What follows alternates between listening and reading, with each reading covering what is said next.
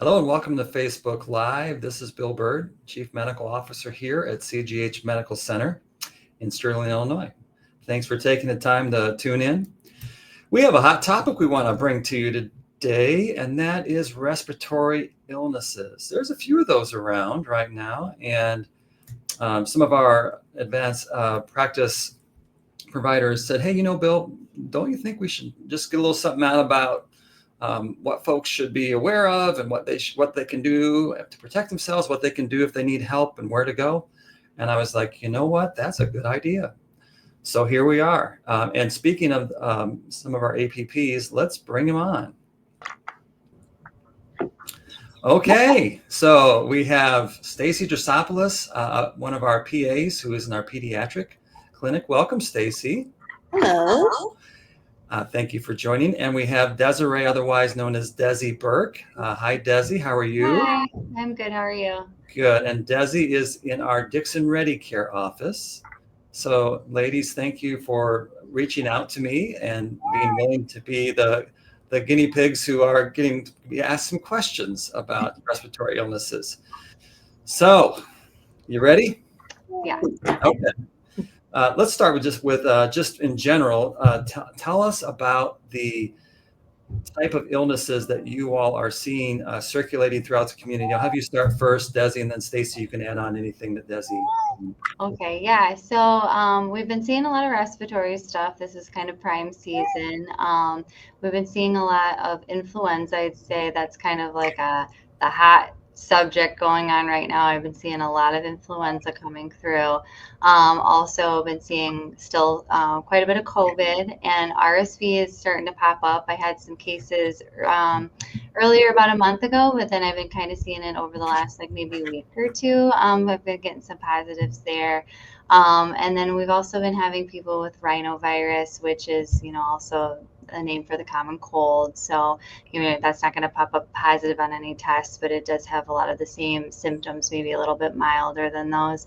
And I know we're talking about respiratory stuff, but we've also been seeing some strep throat that's been going on. And we've also seen, unfortunately, some norovirus kind of popping up, which is a GI bug that people have been experiencing. And we don't even have cruise ships around here. No, we don't, unfortunately. No cruise ships. But I always think of that as the cruise ship virus, but no, it's hot and heavy around here too, isn't it? Yeah. Okay. All right. Yeah. So we have a bonus illness that we kind of a hot, an extra one to add in there. Yeah. And fortunately, most people with these illnesses do pretty well. But I will say that on the hospital side, we do have patients that are still being admitted to the hospital for influenza, for COVID, and for norovirus. So it's you can get pretty sick with it. So yeah. Sorry about that. We have, speaking of sick little people, we have a little sick person here that's on our show with us, right, Staci? And this is Dempsey. She is negative for all the things. So okay. Hi, Dempsey. I've been seeing RSV quite a bit recently. More influenza A in our clinic around Christmas, along with norovirus was terrible. And it's pretty much still terrible. And I think that is a lot because they're contagious for 2 weeks after, feeling better. So don't necessarily count yourself out for not getting it. If it's gone through your family, it might take you down a couple days later. Yeah, exactly. Right. Let me ask you about this. So like we've talked respiratory symptoms and stuff like that. So for these different illnesses, what kind of symptoms would someone expect to see? I'll start with you, Staci, on that one. So with RSV, I find that especially like in the kids, RSV, you're just going to produce tons of mucus, and it's going to come from everywhere.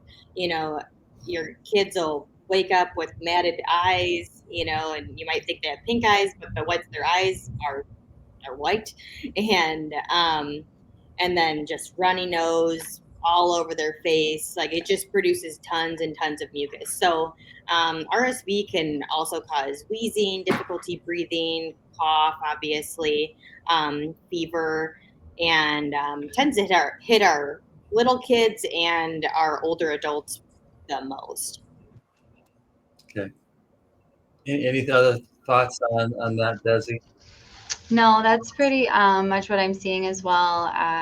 That's the first, when she said mucus, that's the number one thing that I think of when I think of RSV, just a lot of snot. So yeah, that's definitely something that we've been seeing. And in the adult patients too, maybe low grade fevers as well, maybe not quite as bad as, the younger kids, but they still can get pretty sick with it. So. And for the other respiratory illnesses, any things that you see or don't see with them particularly? So influenza, I've been seeing a lot of higher fevers. Some of these kids and adults up to, 103 fevers, a lot of fatigue, and then all that stuff that comes along with the fever. So muscle aches, chills, and then they've kind of got that fever that's pretty bad. But then on top of it, maybe some coughing, nasal congestion, their throat might hurt. And Staci can probably comment on that, but usually like we see it more so in littler kids or the pediatric patients, maybe a little bit of vomiting, like maybe a one-off or a couple of times, or maybe some diarrhea with it too. I feel like a lot of times, for whatever reason, influenza A this year, a lot of people have been saying stuff about like a burning throat. Oh yeah. Their throat is on fire this year, and then I like to reassure people that it can be normal for the fever to last, can be even like 3 to 5 days. Yeah.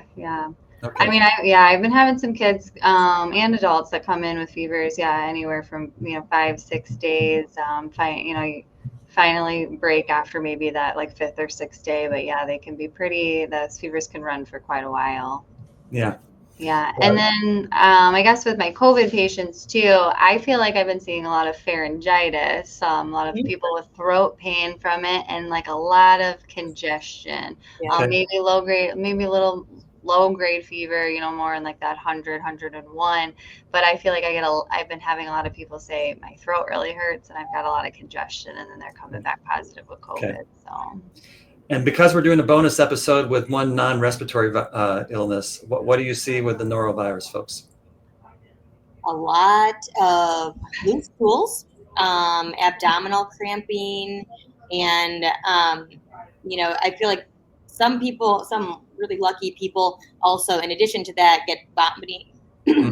Vomiting. So I've seen just different iterations of this in terms of some will either just get poops, and then some will just get pukes. I'd vote for just the poops. Yeah. Some people get fever as well, and it just really makes it kind of, they don't want to eat anything, obviously, because they're very nauseated and everything. And yeah. Okay. Yeah, and it's very fast and furious. So 1 minute you're feeling fine, and the next minute you can't get off the toilet. So, and thankfully, most of the time it's fast on, and usually it's pretty fast off too. So. Okay. All right, and let's talk about symptoms and how to try to help yourself if you have these type of illnesses and what to do. What are some of the, before maybe you even come to see one of the two of you, what are some over-the-counter or home measures that folks can do to try to make themselves feel a little better throughout the process of these illnesses?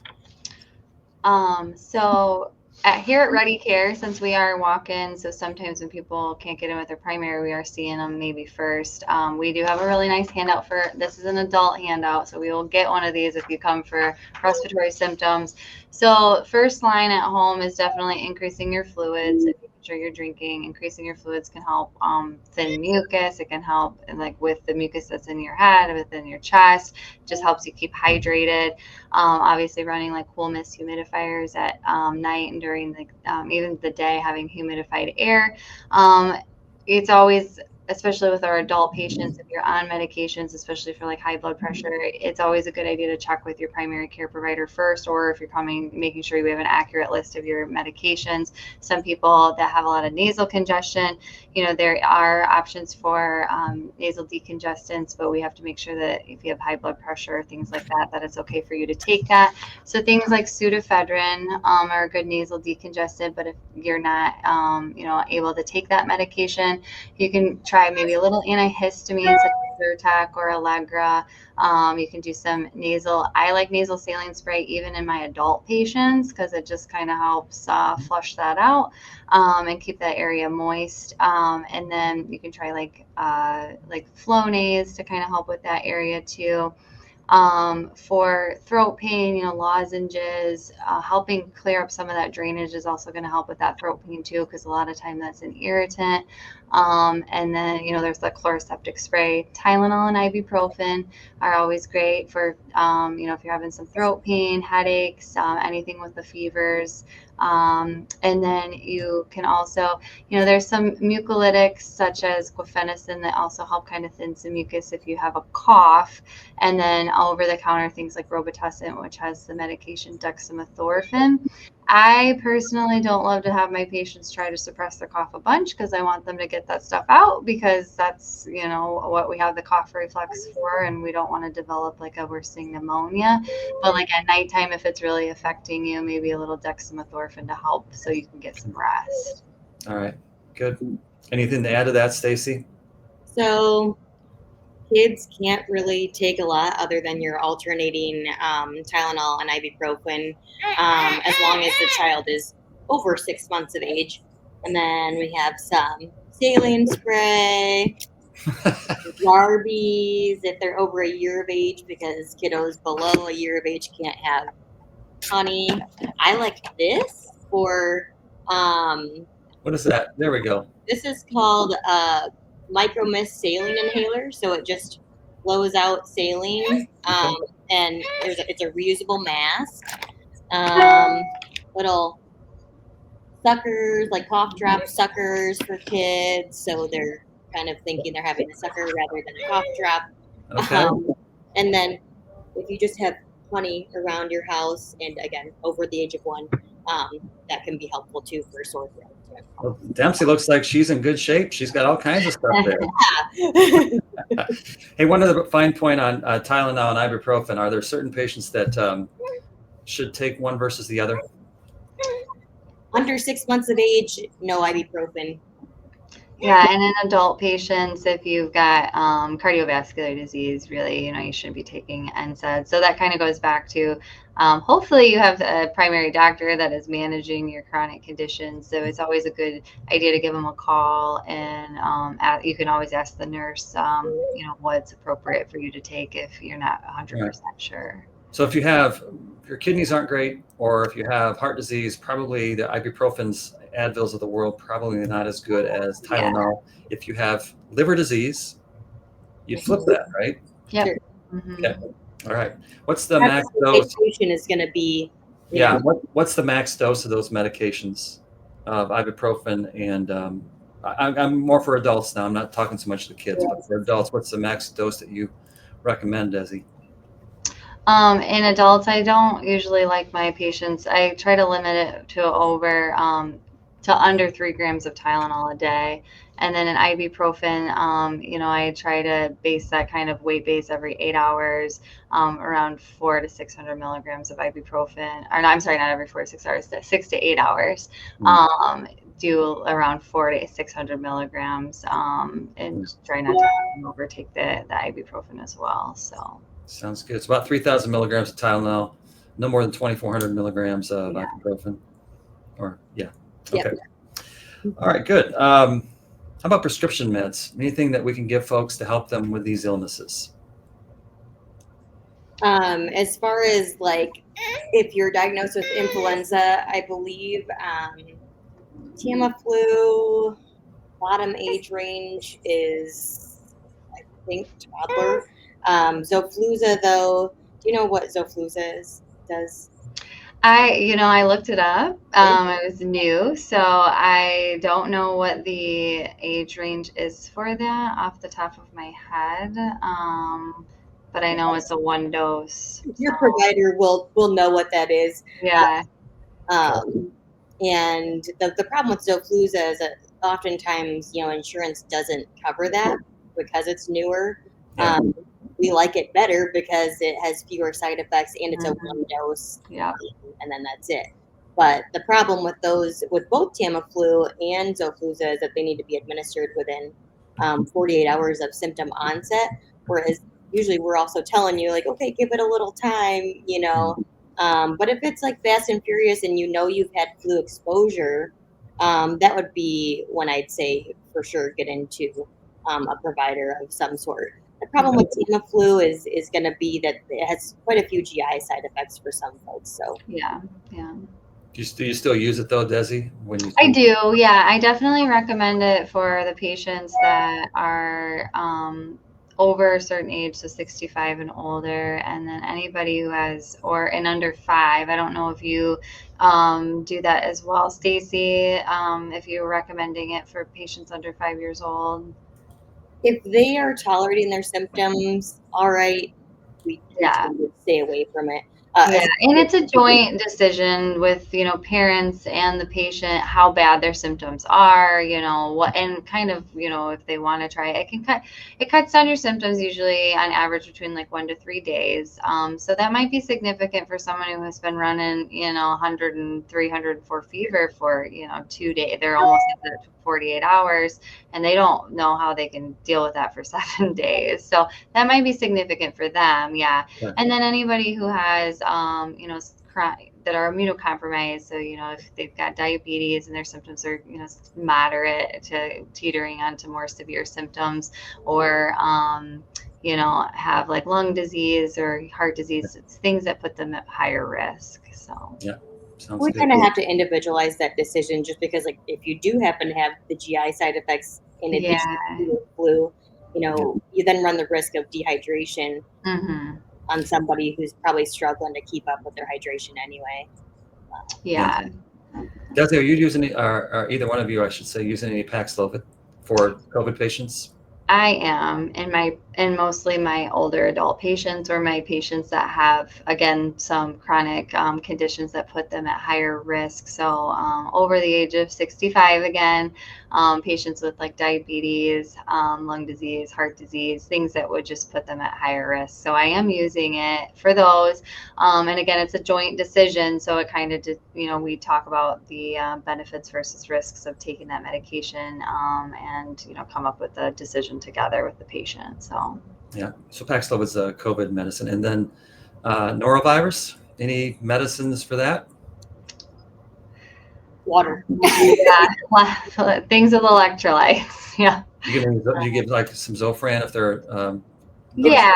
If there's a lot of vomiting, I do. I'm going to knock on wood, because I have not seen a whole lot of norovirus here. So Staci must be getting the brunt of that with her patients, but I haven't had too many people having to come in with those symptoms. Like I said, I feel like some of the people that are coming in are on the tail end of it, are actually doing better. And I've offered, do you want a little Zofran? And they're like, well, I haven't really vomited. I'm just still having some diarrhea. So Okay. And I want to add one other thing. So something that Desi and Staci have not said is part of the treatment for these conditions is antibiotics. So just for the folks who go in to see someone like Desi or Staci, if you have one of these respiratory illnesses, unless you have some other things going on, antibiotics aren't going to help you, and actually could be not helpful for you and hurt you in some ways. So I just wanted to clarify that, because I know that sometimes folks come to see the both of you and have expectations that antibiotics are going to help. That's not always the case. No. Correct. Yeah. How do patients determine whether they should be sitting at home with mom like Staci has Dempsey there, versus going in to see Ready Care, versus going to the emergency department?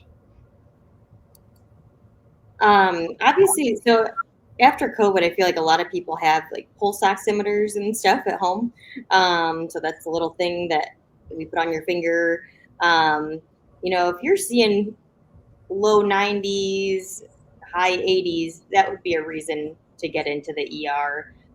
Or like, let's say from a child perspective, if your baby, if you see like their shoulders shrugging because they're working so hard to breathe, or you can audibly hear them wheezing, those are reasons to bring them into the ER.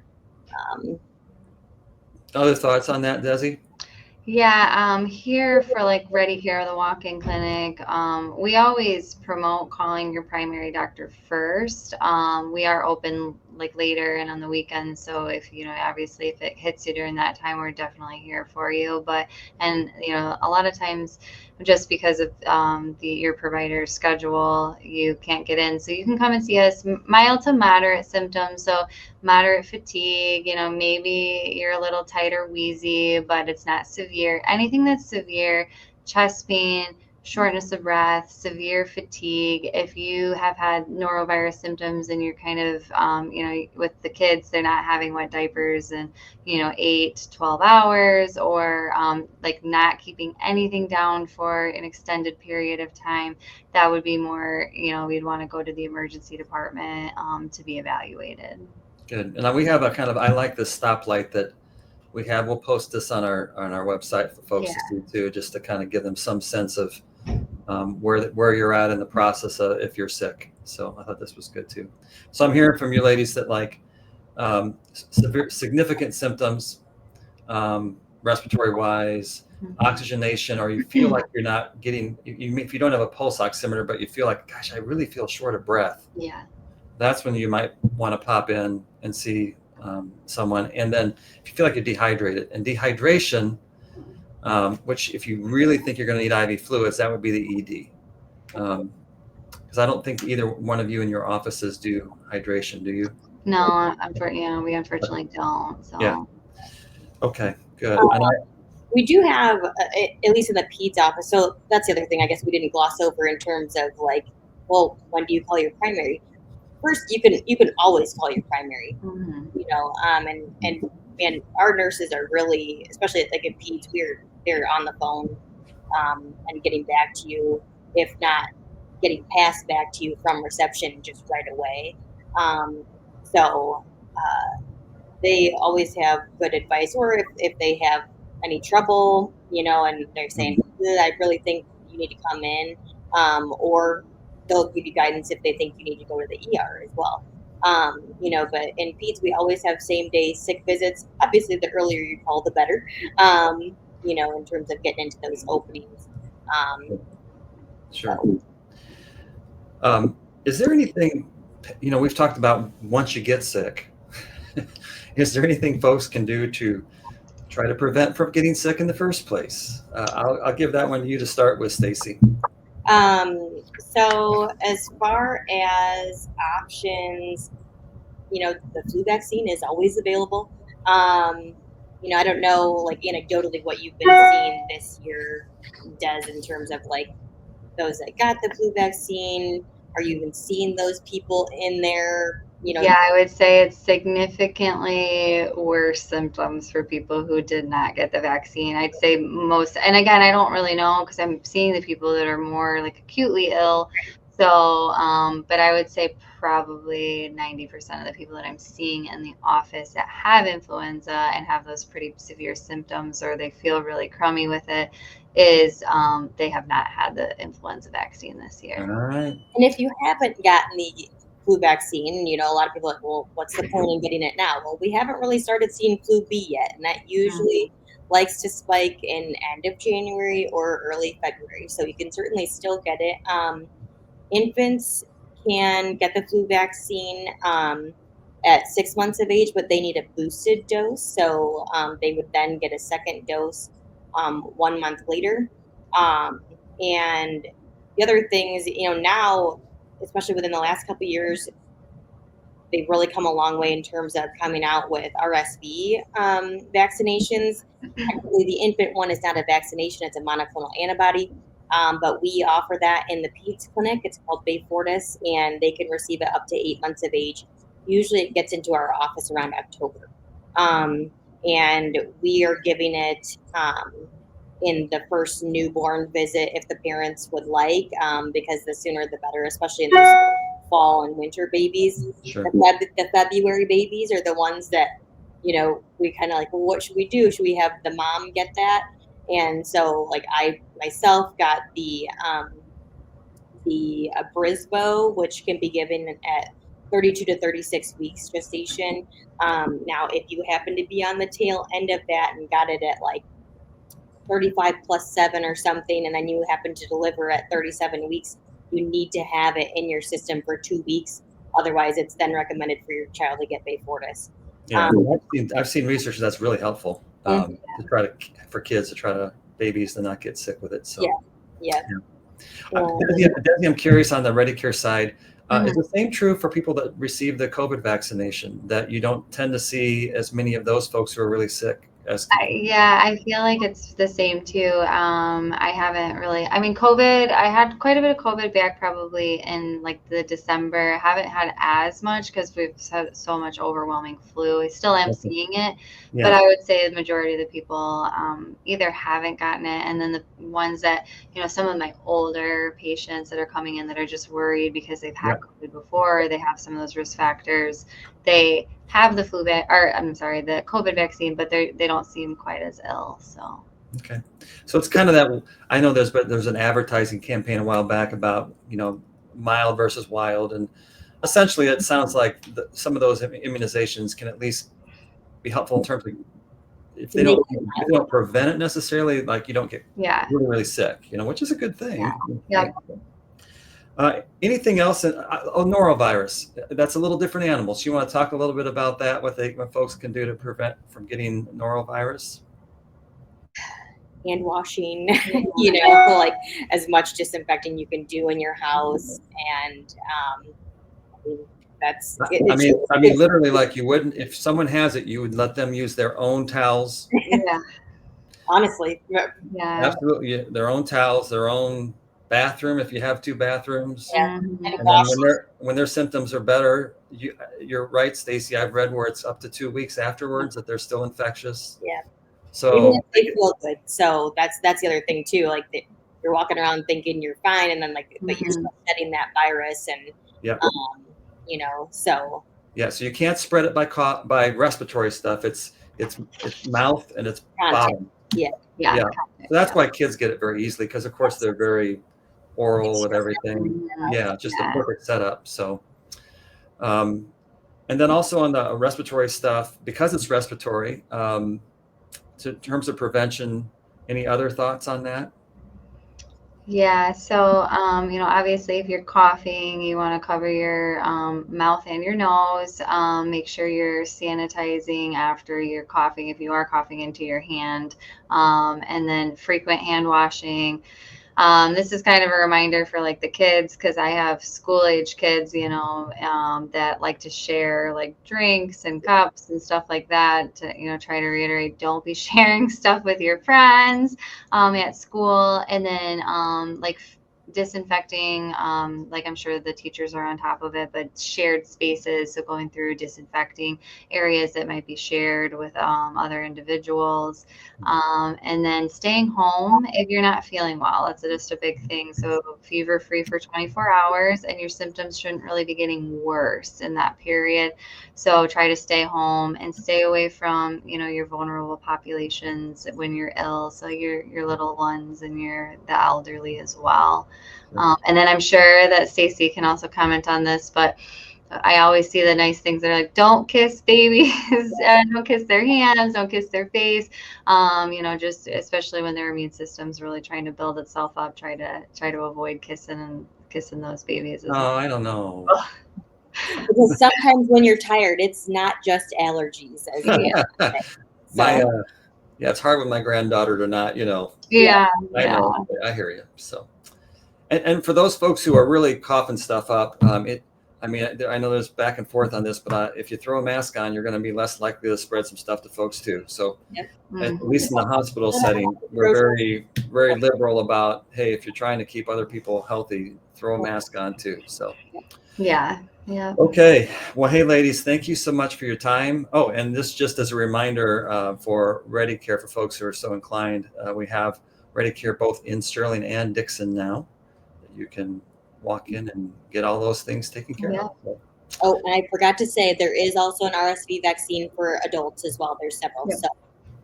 Particularly for older folks and people that are immunocompromised, that RSV vaccine, once again, the data is shown very positive to help those folks either not get sick or not get as sick. So, ladies, thank you for doing this pop-up respiratory virus Facebook Live. Appreciate your time. And Staci and Dempsey. Dempsey, I hope you get well fast. And Staci, I hope you don't get unwell. Yes. Thank you. I hope not either. All right. Thank All right. you. Thank you all. Have a good Yep. one. Bye-bye.